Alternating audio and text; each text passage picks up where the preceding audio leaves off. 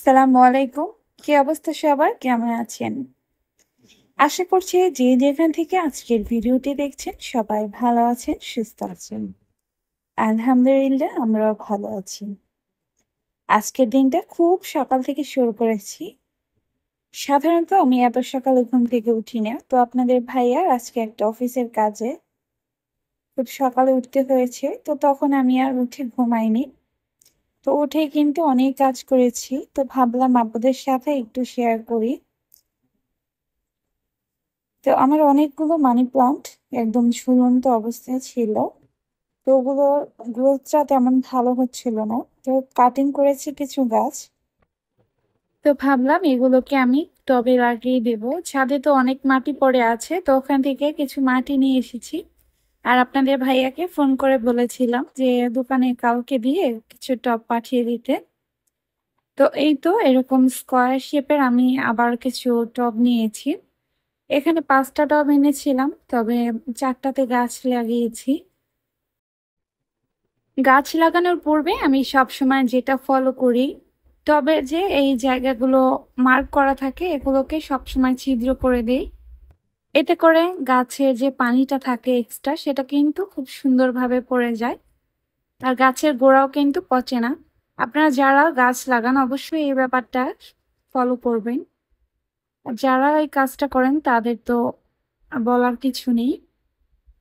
এগুলো হচ্ছে 6 ইঞ্চি টব ছিল, মাত্র 60 টাকা করে নিয়েছে। তো আমার আগেও কিন্তু এরকমের আর কি কয়েকটা টব আছে। তো আমি আবারও নতুন করে নিয়েছি। আসলে ঘর বলেন বা বাহিরে বলেন, একই রকম একই ডিজাইনের টব কিন্তু রাখলে দেখতে খুব সুন্দর লাগে। তো আমার উপরের যে সেলফটা ছিল বারান্দার, ওটাতে বেশ কিছু এলোমেলো টব ছিল। তো ভাবলাম ওই গাছগুলো আমি আবার সুন্দরভাবে লাগিয়ে দিই। আর নতুন যেহেতু এখন আমি অনেকগুলো গাছ লাগাবো, এই কারণেও আমার টবের প্রয়োজন। অফ ক্যামেরায় কিন্তু আমি গাছগুলো লাগিয়ে দিয়েছি। আমার ফোনের ব্যাটারি একদম লো হয়ে গিয়েছিল, নয়তোবা আপনাদেরকে আমি কিভাবে মাটিটা তৈরি করি সেটা দেখাতাম। নেক্সট কোনো ভিডিওতে অবশ্যই শেয়ার করব। এই যে আমার বাবাটা কিন্তু ঘুম থেকে উঠে পড়ে আছে আর সেই গাছগুলোকে পানি দিয়ে দিচ্ছি। তো আবারও কিন্তু বেশ কিছু মানি প্লান্ট আমি লাগিয়ে দিলাম, এতে করে আমার গাছের সংখ্যাও বেড়ে গেল। সেই সাথে যেই সব গাছগুলো একদম ঝুলন্ত অবস্থায় ছিল ওগুলো কিন্তু গ্রোথটা ভালো হবে। তো গাছ লাগাতে লাগাতে প্রায় অনেকটা সময় পেরিয়ে গেছে। এখন আর নাস্তা বানানোর তেমন একটা সময় নেই। ভাবলাম রান্নাটা সেরে নিই, এক ফাঁকে নিজের জন্য নাস্তাটা বানিয়ে ফেলবো। তো রান্নাটা কমপ্লিট হতে হতে কিন্তু আমার বাবুকে ফ্রেশ করিয়ে ওকে খাইয়ে আমি হচ্ছে টিভি দেখতে বসিয়ে রেখেছি। আর এদিকে আমার রান্নাটা করে নিচ্ছি। আজকে যেহেতু আপনাদের ভাইয়া বাসায় সকালে খেয়ে যায়নি, তো এই কারণে তার পছন্দের বেশ কিছু খাবার রান্না করছি। বেশ কিছু বললে ভুল হবে, মাত্র 3টা আইটেম করেছি। তো এটাই কিন্তু আসলে অনেক, আলহামদুলিল্লাহ। এখানে আমি কচুর মুখি দিয়ে চিংড়ি মাছের একটা রেসিপি করেছি। আর সেই সাথে এই তো ইলিশ মাছের লেজের ভর্তাটা করে নেব। আগে কিন্তু এই লেজগুলো শুধুমাত্র কচু শাক দিয়ে খেতাম, তবে এখন কিন্তু মাঝে মাঝে এরকম ভর্তা বানিয়ে খাই, খুবই মজা লাগে। যারা যারা খাননি অবশ্যই এটা ট্রাই করবেন, আসলে এত বেশি মজা ইলিশ মাছের লেজার ভর্তা। তো এই তো তরকারিটাও কিন্তু আমার একদম হয়ে এসেছে। ধনিয়া পাতা বেশি ছিল না, যে কারণে হালকা একটু জিরার গুঁড়া দিয়ে দিলাম। এখন কিন্তু তরকারিটা আমি নামিয়ে ফেলবো। এখানে আমি ডিমের একটা রেসিপি করব, যে কারণে ডিম 2টা সেদ্ধ করে নিয়েছি। ডিমটা কিন্তু আমার সেদ্ধ হয়ে গিয়েছে। এখন আমি নামিয়ে ঠান্ডা করে ছিলে নেব। একটা পাত্রে আমি আগে থেকে ধুয়ে রাখা কিছু ডাল দিয়ে দিলাম, সাথে দিয়ে দিলাম পেঁয়াজ, কাঁচামরিচ এবং টমেটো কুচি। আরও দিয়ে দিয়েছি বেশ কিছু আলু কুচি। আর সেই সাথে সাধারণত যে মশলাগুলো আমরা প্রত্যেকদিন খাই সেই মশলাগুলো দিয়ে দিলাম। এবার হচ্ছে খুব ভালোভাবে আমি মাখিয়ে নিব।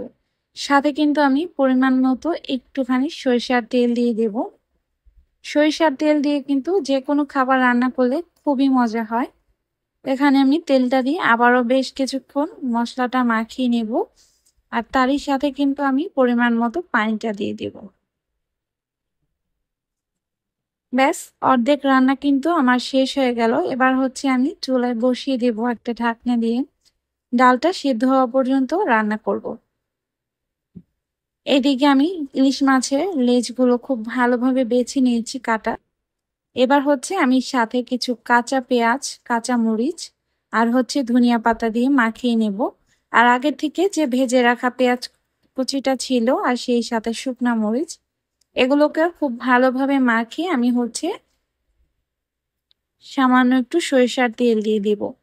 যেহেতু মাছ এবং পেঁয়াজগুলো ভাজাই, এই কারণে আমি তেমন একটা বেশি করে কিন্তু সরিষার তেল দিইনি।